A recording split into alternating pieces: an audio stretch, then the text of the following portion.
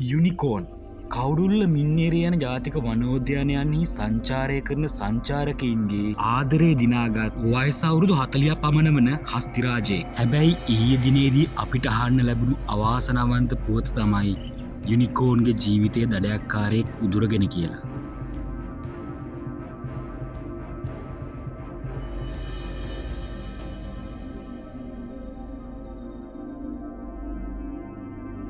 වනජීවී දෙපාර්තමේන්තුවෙන් කරන ලද පශ්චාත් මරණ පරීක්ෂණයෙන් හෙළි වුණේ මේ හස්තියාගේ හිසට වෙඩි ප්‍රහාර 3ක් එල්ල වෙලා තියෙනවා කියලා.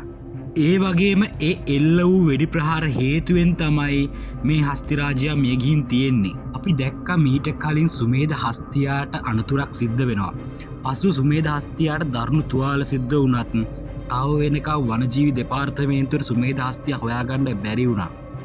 මේ මෑතකදී වනජීවී දෙපාර්තමේන්තුවෙන් කිව්වා සුමේධ හස්තියා හම්බුණා කියලා. හැබැයි තාම හම්බුණු පාටක් නම් අපිට පේන්නේ නැහැ. සුමේධගේ ගැටලුව විසඳෙන්නත් කලින් මින්නේරිය හා කවුරුල්ල යන ජාතික වනෝද්‍යානයන්හි සංචාරක ආකර්ෂණය වැඩි කළ යුනිකෝන් නම් හස්තිරාජයාගේ ජීවිතය දැන් දඩයක්කාරයෙක් විසින් උදුරගෙන. කවුද මේවට දඩුවම් දෙන්නේ? කවද්ද මේ අලිමිනිස් ගැටුම නිමාවට පත්වන්නේ?